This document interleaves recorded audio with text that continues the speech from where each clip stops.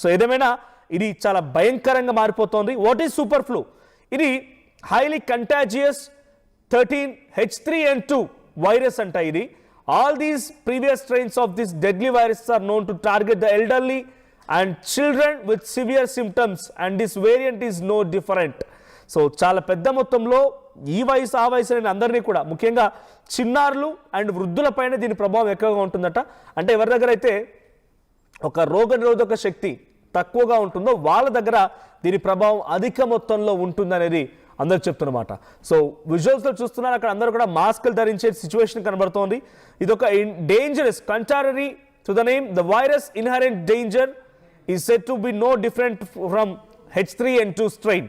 So H3N2 అనేది కూడా ఒక వైరసే, దాంతో ఏ మాత్రం కూడా తగ్గిపోద్ది అని చెప్తున్నారు. So what are the symptoms ఏంటి మరి?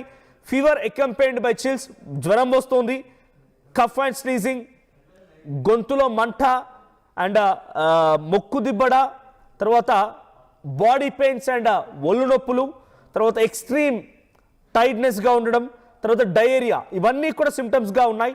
సో 7 రకాల సిమ్టమ్స్ వచ్చాయంటే కొంత ఆలోచించండి.